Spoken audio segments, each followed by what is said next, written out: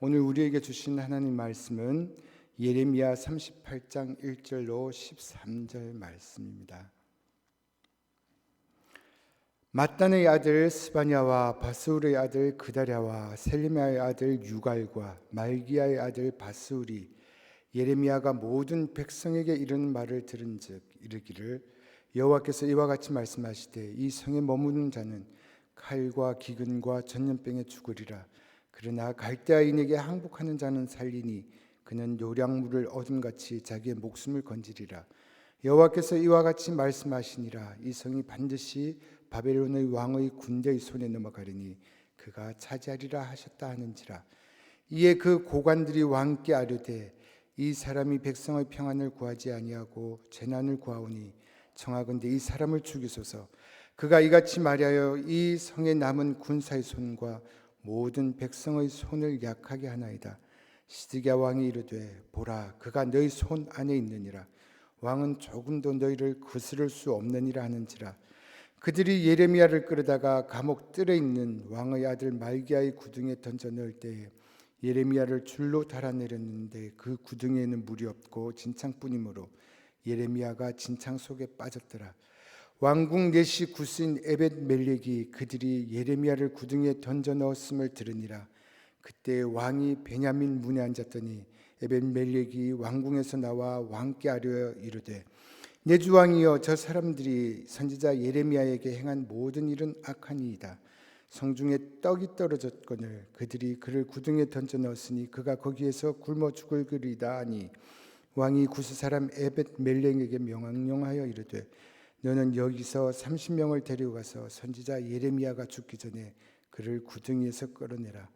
에벳멜렉이 사람들을 데리고 왕궁 곳갓 및 방에 들어가서 거기에서 헝겊과 낡은 옷을 가져다가 그것을 구덩이에 있는 예레미야에게 밧줄로 내리며 구스인 에벳멜렉이 예레미야에게 이르되 당신은 이 헝겊과 낡은 옷을 당신의 겨드랑이에 대고 줄을 그 아래에 대시오. 예레미야가 그대로 하매 그들이 줄로 예레미야를 구덩이에서 끌어낸지라. 예레미야가 시위대 뜰에 머무니라. 아멘. 9월에 들었으면서 저희가 계속 예레미야서를 묵상하고 있는데 오늘 말씀을 보면 하나님께서 전하라고 하신 이 그 심판과 재앙을 선포하는 그 예레미야에 대해서 반감을 가진 같은 동족인 그 유다 동족들부터 고통을 받고 있는 그 예레미야를 봅니다. 결국 그 고통은 깊은 진흙 구덩이에 던져지게 되고 또 이 사실을 보도하면서 이를 지켜보는 이방인 구스인이라고 하는 그 에벳멜렉으로부터 지금 예레미야가 구출되는 상황이 전개되어져 있는 것이 오늘 말씀의 요지입니다. 저희가 앞에서 계속 말씀을 묵상하지만 예레미야가 지금 백성들에게 전하고 있는 그 하나님으로부터 받은 예언의 메시지가 무엇인가 하는 것입니다. 두 가지입니다. 오늘 말씀을 보면 유다가 바벨론 군대에게 망하게 되어 예루살렘 도성이 파괴되어서 불이 타게 될 것, 망하게 될 것이라는 것입니다. 또 하나는 바벨론에게 굴복하지 아니하고 끝까지 반항하게 될 때는 칼과 기근과 전염병으로 죽게 될 것이지만 바벨론에게 항복을 하게 되면 목숨만은 건질 수 있게 된다라는 것입니다. 저는 오늘 우리에게 주신 이 말씀을 통해서 이 말씀 속에 등장하는 두 인물을 한번 살펴보면서 우리들이 다시금 새롭게 깨닫게 되는 것들이 어떤 것들이 있는지, 또 그 일들을 통해서 하나님은 우리에게 어떤 것을 하시기를 원하시는지 한번 묵상하면서 하나님께 조금 더 가까워지고 말씀 안에서 조금 더 살려고 애쓰는 우리들이 되기를 바라는 마음으로 함께 말씀을 나누어 보고자 합니다. 먼저 시드기야에 대해서 한번 살펴볼까 합니다. 우리나라도 그렇지만 이 지구상에 대통령을 중심으로 하는 그 정치 체제를 채택하는 나라들이 참 많습니다. 대통령이 이 국가 권력의 핵심이기 때문에 자신의 소신이 있는 그 강력한 지도력을 발휘할 수 있다는 장점이 있습니다.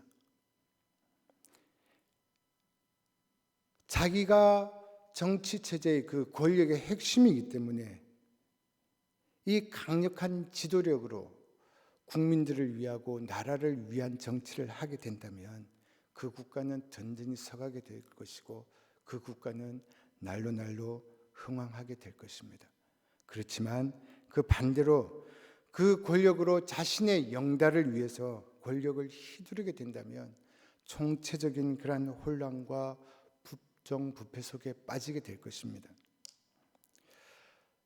고대 군주 국가에 있어서 왕의 말이나 왕의 명령이 곧 법이었던 그러한 시대에는 왕의 한 사람으로 인해서 이 한 나라가 흥왕하게 되고 또 망하게 되는 그러한 것을 우리는 알 수 있습니다. 그렇기 때문에 이 왕 한 사람의 역할이 얼마나 중요하다는 것을 생각해 볼 수 있습니다. 오늘 말씀에 나오는 이 시드기야 역시 바벨론에 의해서 지금 왕이 오른 사람입니다. 오늘 10절 말씀을 읽어보면 이 시드기야는 처음에 예레미야를 죽일 마음은 없었던 것 같습니다.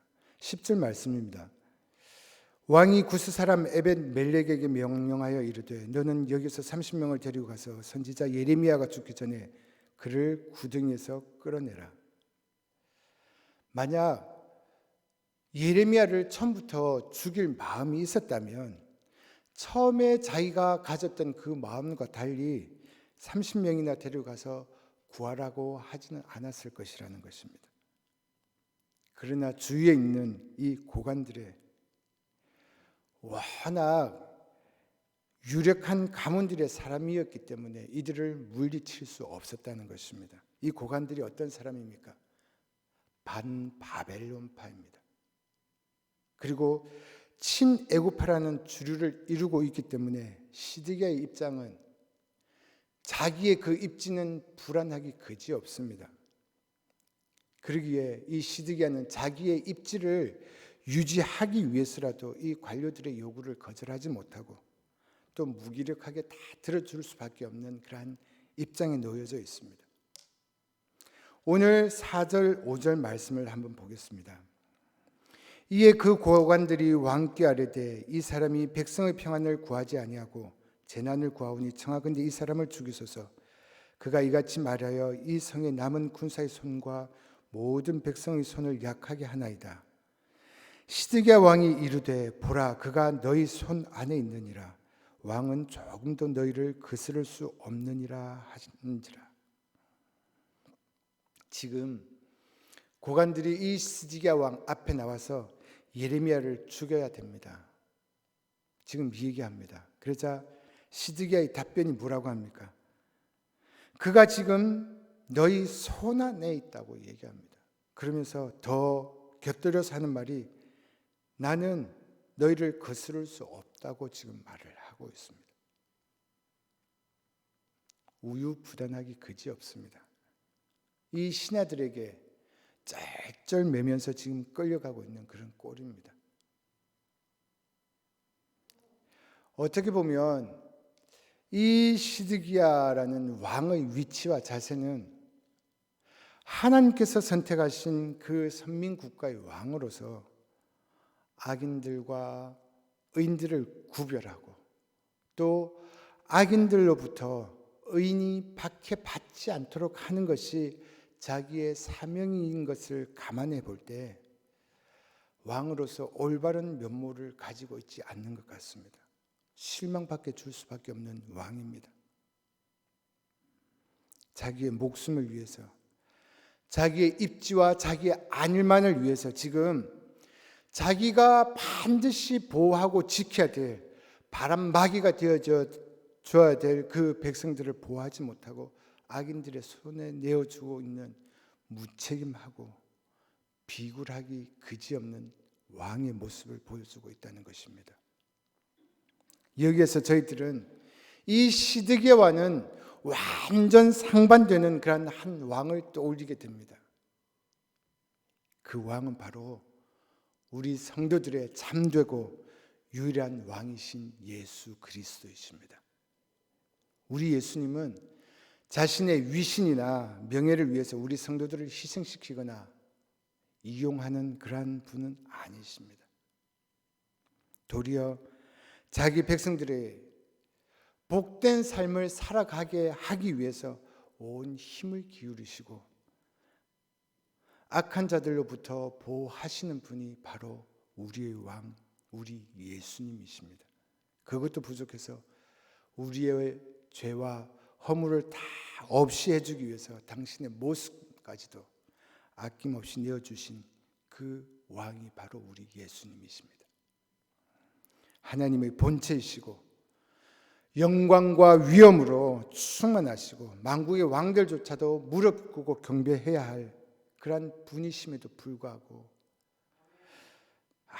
보잘것없고 비참한 우리들을 위해서 목숨까지 내어주신 분이 바로 예수 그리스도 우리 주님이시라는 사실입니다. 초기 안디옥의 주교였던 이그나티우스라는 분이 계십니다.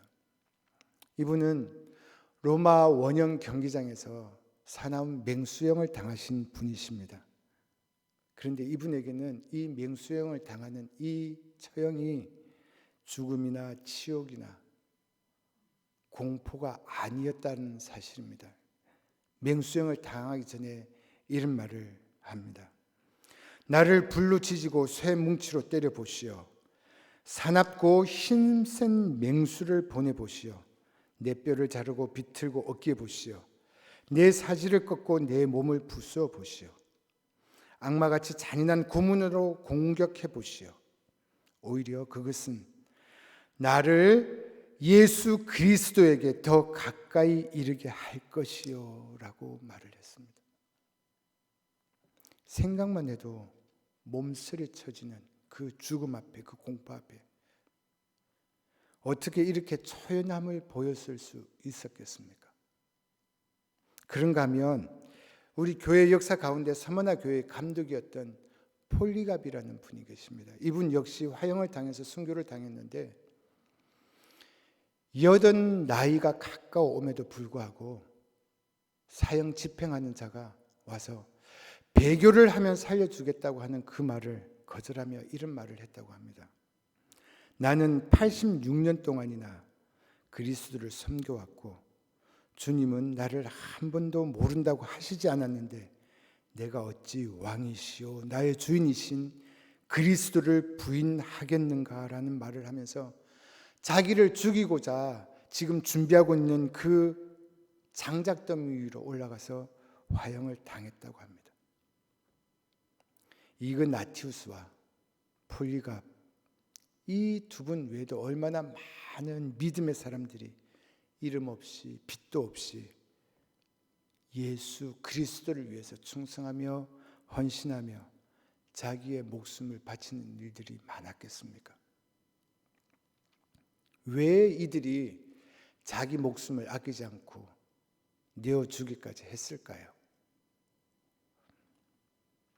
그것은 바로 우리의 왕이신 예수 그리스도께서 먼저 우리를 위해서 자기 몸을 내어주셨기 때문이라는 것입니다.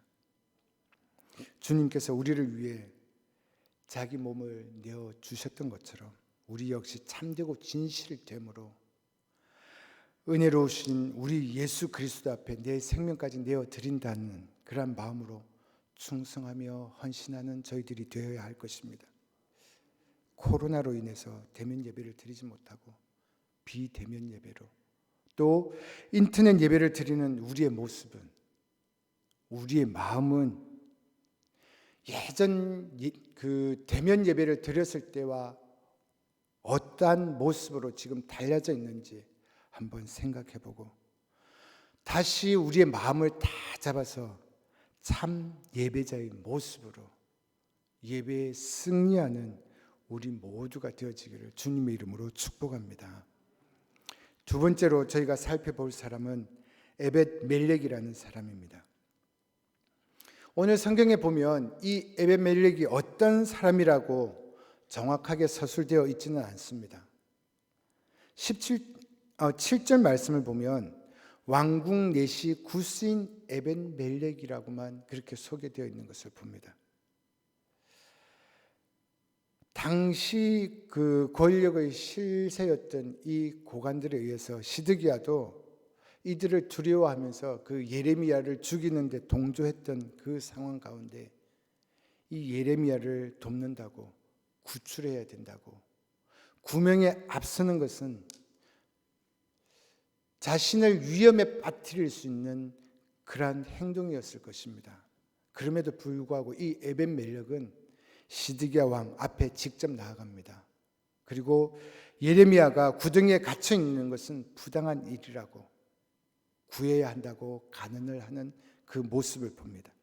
그러면서 12절을 보면 헝겊과 낡은 옷을 가져다가 겨드랑이에 대고 줄을 그 아래 대라고 말을 하는 것을 보면 이 에벤멜렉은 아마도 사려가 깊고 배려가 있는 사람 같습니다. 그 이유는 그 당시에는 이 모직, 그러니까 천에 대한 그런 기술이 아직 발달해져 있지 않았기 때문에 일반인들은 부드러운 옷감으로 옷을 입지 못했습니다. 아마도 거칠고 억센 세마포나 베옷으로 옷을 만들어 입었다는 것입니다. 부드러운 옷은 왕이나 또한 그 귀족들만이 해 입었을 것이라고 신학학자들은 얘기를 합니다. 그래서 새 옷은 억세고 거칠기 때문에 그 겨드랑이에 대든지 이렇게 몸에 닿으면 슬켜서 다칠 위험이 있다는 것입니다. 반면에 오래된 베옷이나 헝겊은 부드러워져서 예레미야를 끌어올리는 데 있어서 다치지 않게 할 수 있다는 것입니다. 다치지 않게 할 수 있는 부드러운 옷, 헝겊이기 때문에 예레미야의 겨드랑이에 대고 끌어올릴 수 있었다는 것이죠. 예레미야를 배려한 사실이라는 것입니다. 오늘 이 에벤멜렉을 우리가 보면서 깨달을 수 있는 진리는 하나님께서는 고난 가운데 처해 있는 우리 당신의 자녀들이 어려움에 빠져 있을 때, 헤어나올 수 없는 그 고난 가운데 있을 때도 당신의 자녀들을 위해서 도울 자를 미리 예비해 놓으시고 보내주신다는 사실을 알 수 있습니다. 그렇습니다. 참으로 우리 하나님께서는 우리가 인생을 살아가면서 겪게 되는 그 고난이라는 깊은 구덩이에 빠져서 우리가 허우적대고 있을 때 외면하지 않으시는 분이시라는 사실입니다. 친히 돕는 손길을 베풀어 주시고 또 당신이 택하여 세운 그런 도울 자를 우리에게 보내주셔서 돕는다는 사실입니다. 아합 시대 때 선지자들이 그 이세벨의 그 악독한 핍박으로 인해서 살아갈 길이 막막해지고 앞이 보이지 않을 그러한 때에도 하나님은 왕의 국내 대신이었던 오바다를 보내셔서 그 선지자들의 생명을 연장해 주셨던 것, 그러면서 그 신앙을 계속 유지하며 지켜나갈 수 있도록 하신 것을 우리는 잘 압니다. 그뿐입니까? 하만이 유대인들을 무고히 괴롭히고 지금 죽일 날짜까지 다 잡아놓은 그런 상황에서도 하나님께서는 미리 바사 제국의 왕비로 유대인이었던 이 에스더를 심어 놓으시고 유대인들을 구해주신 것 또한 저희들이 잘 알고 있습니다. 하나님이 당신이 택하신 백성들이 고통의 자리에서 힘들게 살아가고 또 절망 중에 빠져서 헤어나오지 못할 그러한 상황에 이르게 될 때도 결코 남몰라라 버려두지 않으시고 친히 도울 자를 또 돕는 손길을 베풀어 주시는 분이심을 우리가 믿어야 합니다. 그러기에 우리의 삶 앞에 아무리 커다랗고 힘든 위기와 시련이 닥쳐오고 때로 나 혼자 버려진 것 같은 그러한 상황에 처해질 때도 절대로 포기하거나 절망해서는 안 됩니다. 왜냐하면 하나님께서는 우리의 처해져 있는 그 상황을 누구보다 더 잘 알고 계시고 또 친히 그 도울 자를 보내주셔서 우리에게 도움의 손길을 베풀어 주실 것이라는 사실이기 때문입니다. 19개월 되던 때 심한 병으로 시각과 청각의 그 중복 장애를 가졌던 헬렌 켈러가 이런 말을 했습니다. 앞문이 막히고 옆문이 막혀 사방의 모든 문이 막혔을 때 하나님께서는 하늘 문을 열어 주신다. 소망이 없어 보이고 또 때로 아무것도 할 수 없는 그러한 절망적인 무기력한 그러한 상황 가운데 있을 때라도 하나님께서는 우리의 손을 잡아서 다시 일으켜 설 수 있도록 하는 분이라는 것을 우리가 기억하며 믿음과 소망을 잃지 않는 우리 양문의 모든 가족들이 되시기를 주님의 이름으로 축복합니다. 코로나로 모든 것이 다 막혀 있는 것 같고 또 무엇을 해도 되지 않을 것 같은 이 현 시점에서도 하나님께서는 이런 모든 상황을 다 알고 계시고 이미 피할 길과 나아갈 길을 다 예비하고 계시는 분이시라는 것을 믿으시기 바랍니다.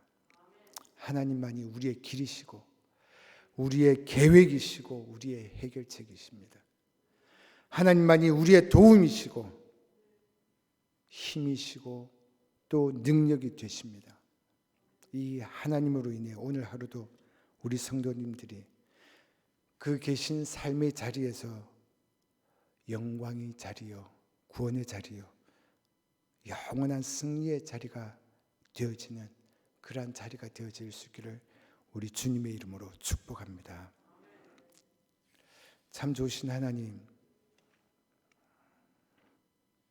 우리의 영원한 왕이시요 지도자이신 주님, 감사합니다. 할 수 없을 것 같고 일어설 수 없을 것 같고 좌절의 자리에 빠져 있을 수밖에 없는 우리들에게 도울 힘이 되시고 길이 되신 그 주님, 내 발의 등이요 내 길의 빛이 되신 그 주님, 주님만 바라봅니다. 주님만 의지합니다. 주님만 바라보고 나갑니다. 우리와 동행하여 주시고 오늘 하루도 그 주님으로 통해서 일어설 수 있고 회복되어질 수 있는 저희들이 되게 하시고 무엇보다도 그 주님으로 인해서 승리하는 오늘의 삶이 승리되어진 것을 저희들이 고백하며 나가는 우리들의 모든 삶이 되어질 수 있도록 함께하여 주시옵소서. 주님으로 인해서 우리는 일어설 수 있음을 고백합니다. 이겨나갈 수 있음을 고백합니다. 하나님 함께하여 주시옵소서. 예수님 이름으로 기도드립니다. 아멘.